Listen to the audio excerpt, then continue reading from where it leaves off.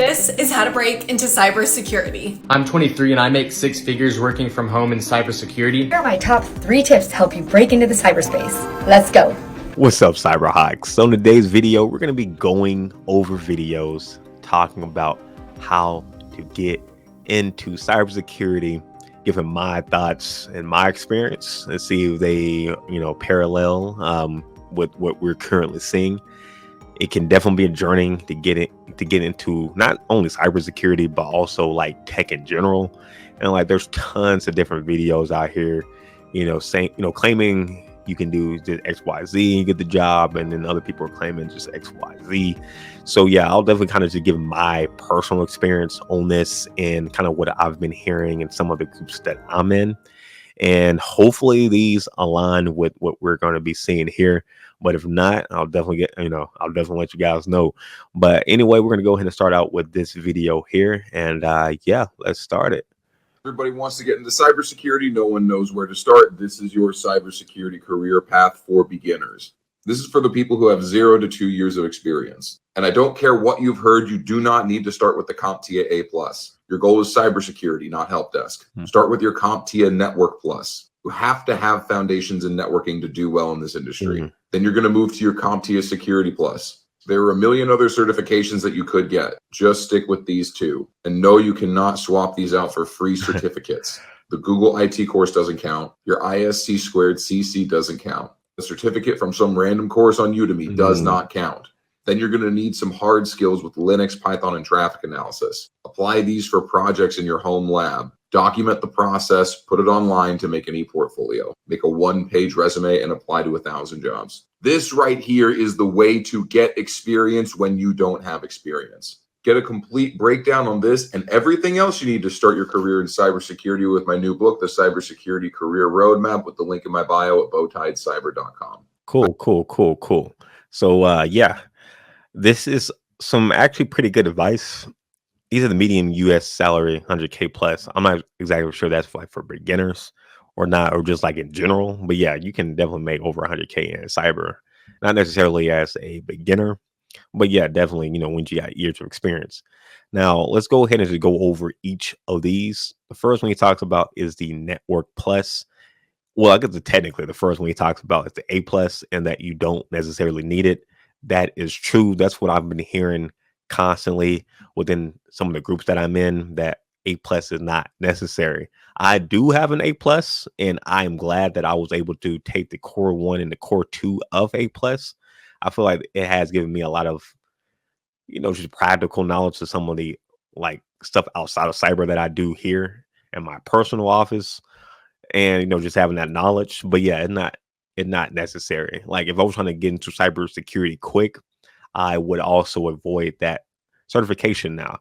Now, if you do have the time and the resources, to spend the extra month or 2 getting the A plus, and I say go ahead and do it. But yeah, it's definitely not a necessity to get into cyber.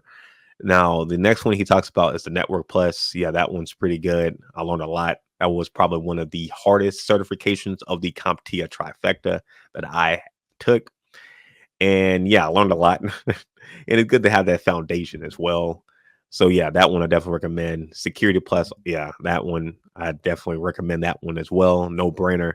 It's not necessarily hard, but you do get like a good foundation if you don't know some of the terminology of different things. But also a lot of jobs are looking for that just to have on your resume, especially if you're applying to like government type jobs that actually may be a requirement. So yeah, Security Plus is a good one. The other thing so kind of just going back to the A plus, I do like that one just for the fact that if you get all 3, A plus, Network Plus, and Security Plus, you get the trifecta, and you get like this special like name. I think it's called like a secure infrastructure specialist, and putting that on my LinkedIn was pretty cool. And I feel like they kind of just gave me more credibility, so to speak. And the next one he talks about is the Linux. Yeah, learning Linux, or at least having like some type of basics of Linux is good. The Linux course I took was from TCM Security. If I remember, I'll try to put this in the comments or the description box. Sometimes I kind of forget. Well, I'm going to get better at that. But yeah, I took one from TCM Security. They're pretty good with their cybersecurity courses and whatnot. And they have a pretty good one with Linux, kind of just teaching you a lot of the different basic things and kind of more of the medium things as well. I do have to retake that course, probably again, just to keep my knowledge, good up and running. But yeah, Linux definitely something that you want to at least have some working knowledge of. I've been hearing things that if you get really good at Linux, you can really, sell yourself in like job interviews and really have a higher chance of getting some type of tech role. The next one he talks about is Python. Yeah, Python. I definitely recommend having like a knowledge base of it. Like me personally, like for like analysts, I don't think you'll be like using Python like that much or at all, but like just having that knowledge is good. I've done plenty of videos on the channel kind of talking about my Python journey, at least a little bit when I started, and like some of the projects I created with Python. So kind of just having that knowledge is good. And again, you can use that towards other things as well, with some of your other queries and whatnot when you're using other software. So yeah, having Python or just having like a knowledge base of what Python is and some of the like easier code, that will definitely not hurt you. And if you know Python like fully, yeah, you can really, excel. You can be like a cybersecurity engineer, a lot quicker. Traffic analysis, yeah, just having like a basis of that. I took the Blue Team Level 1. That gave me a lot of knowledge on traffic analysis. I definitely recommend that as well. If you're going to be getting, if you're interested in getting into a entry level, like analyst position, cybersecurity role, having that knowledge base is definitely good there too.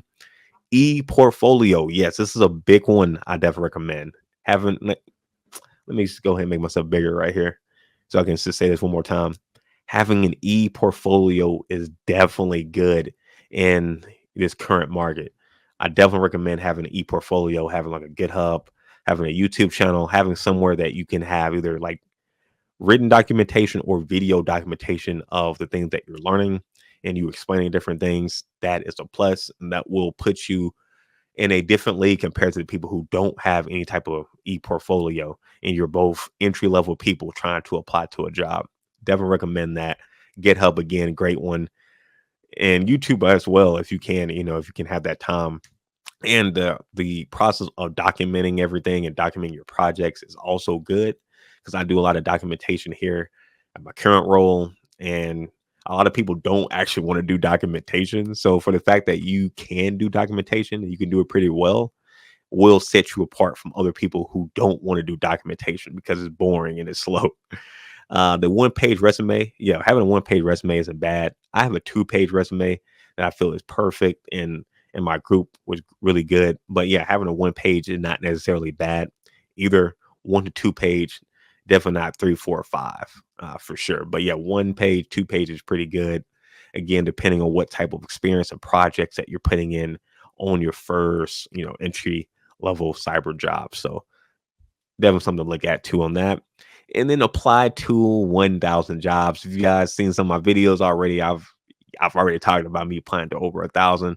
Yeah, applying to 1,000K jobs. Yeah, you're probably going to have to do that for your first cyber job. It is what it is. The market crazy right now. I 1,000% agree that, yeah, you're going to be applying to a lot of different jobs. So have fun on that journey and use that time to get better at your interviewing skills. I'm telling you, it can help you out so much. So let's go ahead and play the next video here. This one is pretty good, I hope. And yeah, let's see. Started as a cybersecurity analyst. I feel like I've told different parts of this story on my page, but I'm just going to tell y'all everything in this one video. Spoiler, I don't personally think this story is that interesting, but let's get into it. And for context, I have a non-traditional background. I did not finish college. I don't have a degree, and I don't code, so I'm considered non-technical. I started my career in finance, working mostly with mortgage lenders, working on consumer credit, debt, equity, contract compliance, stuff like that. In 2013, I got a finance role at a tech startup. So that's how I got into tech. But in the background, I'd always been interested in more technical work. I just didn't know what that would look like for me. I even tried to learn to code in Python, but I honestly found it hella boring. A few years later, I remember there were a lot of security breaches in the news, and I thought it was fascinating. I kind of became a cyber enthusiast. I would follow cyber news. I thought it was super interesting, but definitely didn't think I had any skills that would lead me to a career. But one day I was sitting on the beach on vacation in Thailand, and I was like, I'm going to do this. I'm going to try to get a career in cybersecurity. I started doing all this research about how to get into cybersecurity, and honestly, it's hella overwhelming and intimidating. Nothing makes sense. I ended up deciding to pursue our entry-level security cert, Security Plus, and I brought a book to study for that certification on Amazon. It's in the resources on one of my pinned videos. So every night I would come home and read this book and watch YouTube videos about the different concepts they were teaching me in the book. I booked the certification and I did that for months. I had no idea this would lead to a career. I was just like, I really want to try this. I personally believe I can do anything I want if I want to do it. And this is what I wanted to do. Patience is not my strong suit. So after 6 or 7 months of studying, I decided I was ready to start applying for jobs. I updated my resume. Again, I worked in finance, which I think personally has a lot of transferable skills to cybersecurity, and started applying. That's really the whole story. I looked for jobs that I felt personally that I could do, and I applied for them. I got my first security role before I even got my Security Plus certification. I ended up getting it like a few months after I started working. That was a little over 4 years ago, and now this is my career. I think the takeaway is if you want to do something, do it. It doesn't have to be perfect. You don't need 100% of the skills all of the time. Go for it. Stop waiting till you think you're ready and just do it. That's my story. I hope this helps. Okay. So yeah, that was a lot, but yeah, I think that was actually pretty good. Like she didn't like start on tech. She was what in finance. I think she said she was dealing with like mortgages, like mortgage finance or something along those lines, and somehow end up transitioning over to the tech side on the cybersecurity side. And again, this is kind of common. People applying to or people being in a completely different field and then transitioning over to the cybersecurity side. Again, kind of going back to TCM Security, the CEO of that company, he talked about himself, how he was in finance. I want to say was he a bank teller or something along those lines, but he was also in finance and ended up transitioning over to cybersecurity and becoming a beast on that side, on the red team side specifically, and creating the company and all that stuff. So yeah, you don't necessarily have to have spent your whole life to get into cybersecurity at all. You can be in any field as long as you're able to put in the time and effort to like learn the technical things, and not necessarily all the technical things. Like you said, she's like not necessarily more on the technical side. So I thought that was interesting. It was also interesting too that she was still applying to jobs while she was still studying, and this is something I wish I would have done when I was like taking my A plus, Network Plus, and Security Plus. I should have been applying during that time to get a job. I waited until I got all my certifications, or at least that trifecta, before I started applying. And yeah, if I could go back, I would change that. I would start applying immediately while I'm still studying. And yeah, it looks like that's something that she did. And she got her Security Plus a few months after she got her job. So yeah, if you're looking, if you're watching this video right now and you're trying to take some advice from this, start applying right now. You don't necessarily have to apply after you get the certifications. You can still be grinding towards those certifications while you're still applying to jobs. Worst case scenario, you get an interview and you can practice your interview skills. So it's a win-win situation, even if you don't get the job. So, kind of just an FYI right there. And yeah, like you said too, you don't necessarily have to know everything on the job application. That's so true. If you know 40%, 50%, go ahead and apply. Heck, 30, 20%. If you know some of the main points or at least something on there, I would definitely apply to that. And when you're talking with the recruiter or talking with some of the other staff in the company, they can kind of give you more in-depth knowledge of what you'll actually be doing at the job. And then you can really see if you would be equipped or not. And again, a lot of the different things too, you can learn within like a week or two. Like it isn't like super, okay, some things are super complex depending on the job, but like if you're applying to like entry-level roles, a lot of those aren't like super, super complex. And again, too, you can also look at the different job application posts and then look at what they're looking for. And then you can start applying that to your own projects and different things that you can learn on your own. So then when you do start applying to even more jobs or actually getting called backs, you have, something to talk about because you'll have some type of knowledge of what they're kind of looking for, what type of tech that they're currently looking for. But I think that was a great journey right there on how she became a cybersecurity analyst. Felt very real. I like that a lot. Let's go on and play the next one. Oh, this one's pretty good too. This one's a little bit shorter as well. These are things that people just don't understand about breaking into the cybersecurity industry. Make sure you stay till the end because the last one's important. The main misconception is that we hack into things all day. Now, there are definitely jobs where your main role is to hack. Those positions are typically called pen testers, but there's lots of other roles that people don't even think about. There are roles like sales, engineering, stuff on the defensive side like security analysts, and more. Many of these roles are in much higher demand in the cybersecurity industry, so they typically pay premium compared to other industries. The next big misconception is that you can get a six-figure role as soon as you break into the industry. While that's entirely possible if you have the right skills and experience, usually people come in without degrees or training. Most people get their first layer of experience as IT workers or as a cybersecurity specialist. And these roles typically pay between $50,000 and $70,000, which is still solid if you're trying to gain the experience base so you can pivot into higher paying roles. And because these higher paying roles are in such high demand, you could easily make this pivot in 6 months to a year if you're willing to network. The last misconception is that you don't need any experience to break into the industry. You definitely need some experience, but it doesn't always have to be technical. Like I said, there's other roles in the industry that typically pay a premium when compared to their counterparts in other industries. Also, many of the skills that you gain while working in other positions are very valuable to cybersecurity roles. Things like problem solving, customer service, and being able to learn things fast on your own. These all pivot really well into the cybersecurity industry. You can also make up for your lack of experience by getting certifications like these and building projects for your portfolio. If after all this, you're still interested in breaking into the industry, pause and read this. All things considered, you can make the pivot into the cybersecurity industry and change your life for the better in a relatively short amount of time if you're willing to put in the work. Follow me to learn more about how to break into the... Cool. I think that was all pretty great advice. Let's go ahead and go from the beginning. All we do is hack in cybersecurity. Yeah, that's definitely false. A lot of different things on the defensive side. And as he said, a lot of people are needing more and more people on the defensive side because a lot of things are getting hacked and like companies are losing a lot of money when their company is getting hacked. And, like, for example, the casino that time, I forgot how many millions or billions, probably millions of dollars they were trying to take from them. If they had the correct security at the beginning, they wouldn't have to worry about that. But after that whole situation, I think they started like looking for a whole lot of different like cybersecurity people. But yeah, on the defensive side though. So yeah, you don't have to like know how to actually hack people to get into cyber. Having that knowledge is not necessarily bad though at all. But the red team and blue team side are different. And yeah, having that blue team side, willing to look at lots of different data, being that analyst and those type of positions, those are very profitable as well. You don't have to necessarily be a hacker to make a lot of money. Just kind of just FYI, you can be an analyst, you can be on the engineering side, still make bank. Let's see the second point he talked about. Your first role will be six figures. Yeah, like the misconception there. Yeah, your first role, don't get me wrong, it could be possible, but like the percentage of that being possible may be like 0.001%, especially nowadays. And again, depending on what area you're in and all that.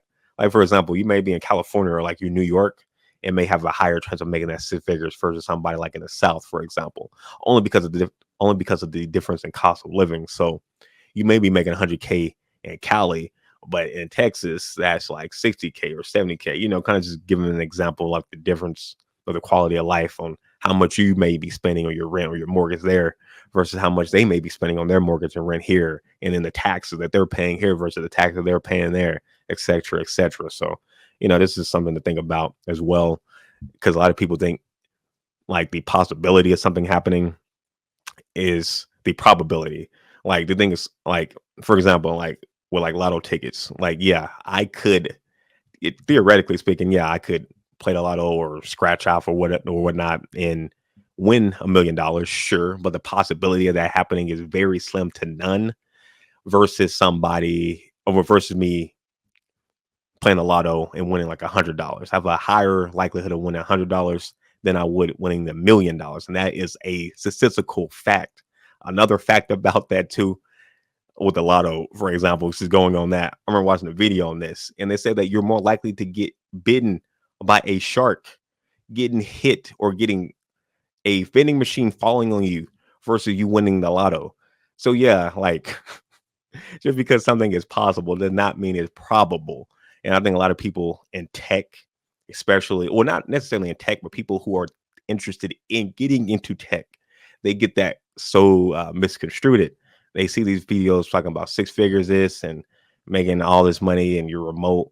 Yeah, you have a possibility of doing that, but that's not probable for every person, because if every person can do it and it was that easy, then everybody would be doing it. It would be that easy, and then you wouldn't be getting paid that much. But kind of just an FYI on that. I think Your he did role a as good soon breakdown of that too. And let's do the third one. You can break into the industry without experience. Yeah, like coming from different areas, like you talked about with like customer service, that can definitely be good there.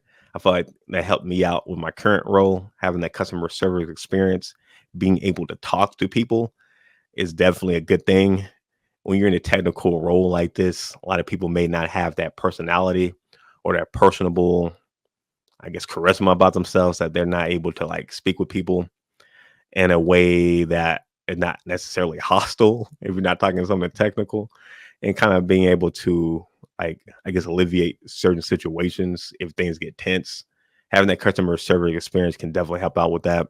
And just having knowledge bases in other industries can help you out in the cyber security field as well. And a plethora of different ways. We talked about the customer service different ways, like maybe you were working at a fast food place, or maybe you're working in a help center on the phone. Those skills can definitely help you out. I'm trying to think of like another one, like maybe you were a car mechanic and your ability to constantly learn maybe new things about cars, or being diligent on something or on a task and being able to accomplish that task. You can then translate that over to the cybersecurity tech side of things and use that skill set to learn something new, or staying diligent and consistent with things, again, can help you out. And let's go ahead and play the last. Oh, actually, that was the last video. But anyway, guys, I hope these videos and my talks kind of help you out a little bit if you're trying to break into cybersecurity. It's definitely possible that you can break into it. Sorry if you guys heard that. It was probably super loud outside just a minute ago. You guys probably didn't even hear none of that. But anyways, if you haven't already, be sure to hit that like button and subscribe. And I will be seeing you guys in the next one. Peace.